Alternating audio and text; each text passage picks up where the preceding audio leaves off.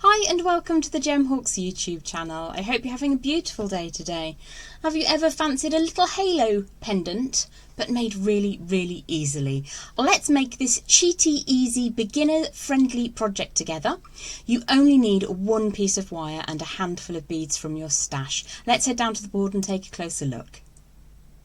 Quite an effective little project. It's very pretty. You can use odd beads from your bead stash. I didn't have enough of the same bead to go all the way around the halo section, so I just put two different shapes and complementary colours together. The central focal bead is around 15 to 16 millimeters, and the small halo beads are around about 4 millimeters. Now I'm using rondelles in the project I'm going to demonstrate to you today, but I will be repeating with that lovely hexagonal faceted bead. So this is a two-tone bead, and I'm going to set it with the sheeny shiny coated part to the front. So let's pop that one down and talk about wire. So the wire I'm using today is a medium temper copper. I have a length here of around about 15 inches of that 1mm 18 gauge. Like I said, I'm using a medium copper. I wouldn't particularly want to use a soft copper for this project, but I do want to smooth and warm that through to begin with. We will be asking the wire to make some lovely fluid shapes for us in a little while, so just taking an extra couple of moments to get that ready to work is key. Now I've already flush cut the end of my wire just here, so I'm going to grab my round nose pliers and start with a double spiral. And I know that I start a lot of projects like this, but it's really helpful to get that going. So I've made most of a round form. Now in order to make your spirals a little bit rounder and a little bit less oval, I don't completely finish that round form before I start pushing that into my non-dominant hand and just moving but somewhere between 1/8 and 1/4 of a turn at a time. Now if you prefer, you can go for 3 turns of the wire around that central aperture. I'm going to go for a double spiral. It's plenty. So I'm just going to pull that wire away at a straight angle to begin with. So that's a little bit like a lollipop, I guess. And then I'm just going to switch that over, and just beneath the point at which I changed the angle, I'm going to grip with my pliers and then push the little coiled section up and away. So I've kind of got that sticking with a tiny little bit of a tail before I make that angle change. We're then going to add the bead onto that long length of wire, and it's more wire than we need, but it's always best to have more than too little.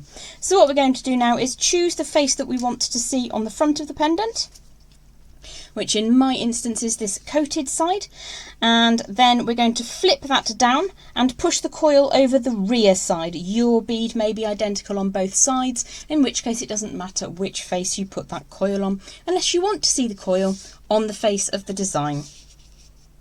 What we're going to do now is just switch that around to the other hand. I'm absolutely guaranteed to knock that pot of beads flying in a moment, so I'm just going to move that up out of the way. What we're going to do is to put a right angle bend at the top of the neck or the core wire, but we're going to make sure that there's a little bit of space. Minor delay whilst we just had a quick power cut there. Sorry, let's carry on with what we were doing. So I've moved my beads out of the way, hopefully they won't go flying as well. And I'm going to pop my pliers across the wire that comes out through the top of the bead, and we're just going to make a wrapped loop up at the top. So if I pop them across in this orientation and draw the wire forwards, I'll just drop that down sideways so you can see it's a nice tight right angle. I'm going to grab my bail makers, but you could use any round form you have available. Let's make quite a large size bail, so I'm going for step number 5 on my step bail makers. Quite a long tail of wire to work with, so that's just going to come up out of vision for a second.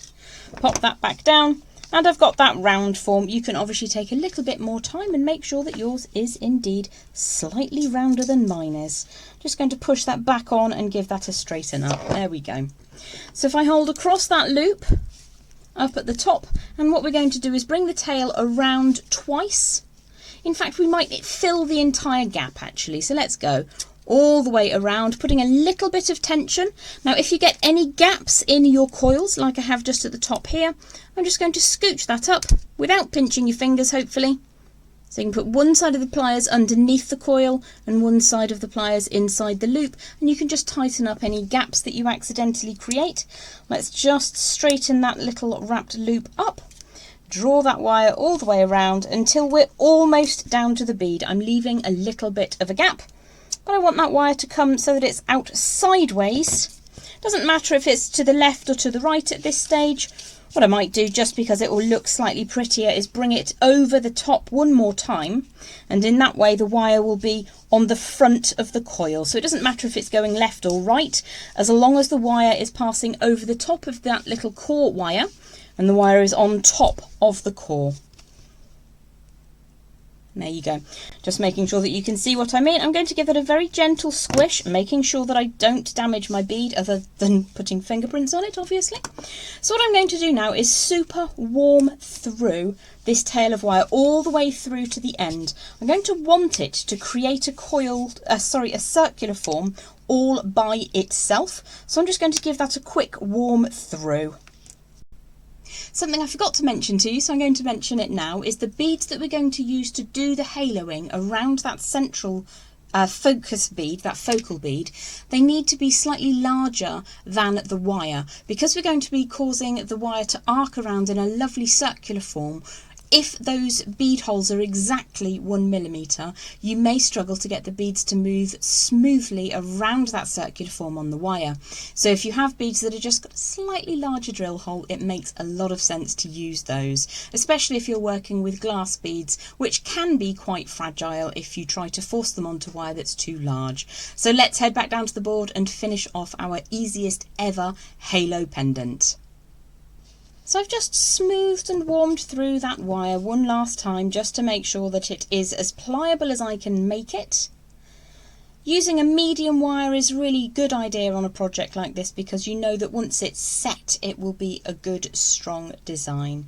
So I'm going to use the warmth of my body and the curvature of my thumb to create a little bit of an arc or a round form coming around. You can see that you can either use your nail just to help that come into shape, you can use the wire itself to just kind of form that circular shape, or you can use the curvature of your thumb. You might like to use a tool and then bend the wire back into position, but my preference is to just start making that arc form, and then once you're about half of the way round, start loading your beads on. Now if your beads do have a very tight drill hole, they may not want to go round this circular form, hence suggesting that you find beads that do have a slightly larger aperture on that drill through the centre.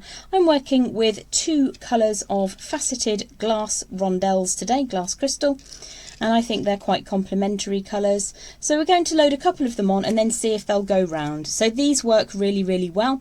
I don't actually need them to go right up against the neck of the design. I'm more than happy to have that little bit of a gap. However, if you want to, you can just bring that up slightly to get them to fit if that is how you want your pendant to look. Bearing in mind, I'm going to finish off with a spiral which is going to sit down over the top of this design, so I'm more than happy for there to be a little bit of a gap. So I'm going to load on a couple more beads and then I'm going to make a little bit more on that curve. Let's see how we're looking. That all looks pretty tidy. Hopefully I've got enough beads ready.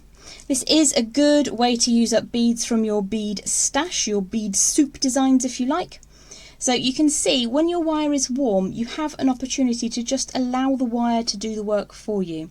It does want to be your friend. It does want to do the things that you're asking it to do. So if you're kind to it and you keep it nice and fluid, then it should repay you by obeying you. That's the theory anyway. It's always a great place in theory. Let's add those last three beads and see if we've got enough, and I'll show you what to do if you don't have quite enough beads to complete the project. And if you've run out of ones in this colour, you can either rethread and add some odd ones up at the top, or you can go for 3 different colours. Actually, I'm quite happy with how that looks, so I'm going to leave it like so. What I might do though is just open that out gently, bring the wire down a little bit, and then just tighten it up over in that orientation so that it's a bit more circular. Overall, I'm a little bit happier with that. So what I want to do is to get this tail of wire as close as I can, just down here at the base of that spiral we made at the bottom of the wrapped loop. So if I just pull that into position and draw the wire across the back real quick, what you can do is move that halo ever so slightly, ever so gently, doing things slowly. You're likely to keep all of your beads. So let's just pinch that all together whilst I rotate one more time all the way around and back over the surface of the design. you can just pull your wrapped loop bail back into position, and then we're going to trim off to just over an inch. So we started off with around 15 inches. I'm just trimming away about 2.5 inches there. So that gives you an idea of the size of the halo I've made. So if you wanted to use a much larger focal bead, you might need a little more wire. If you're going to work with something similar, then you can probably get away with a scrap of around sort of 11 or 12 inches. So let's finish as we began rather. I'm going to rotate that wire around to create the best part of a circular form. Show you that in the light. And then push that coil into my fingertip on my non-dominant hand, and you can see that's coming away at an angle at the moment.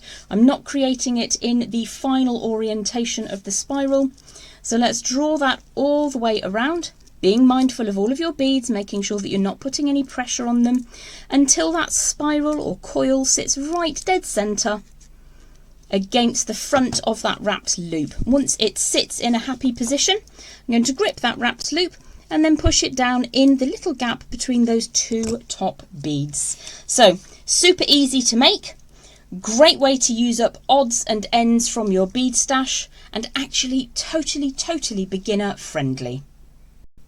Well, I hope that you like those. Totally beginner friendly, easy way to create halo pendants just using up odds and ends from your bead stash. Have yourself a beautiful day. If you like the content, don't forget to like, subscribe to the channel, and I look forward to seeing you back here on the Gemhawks YouTube channel very soon. Bye for now.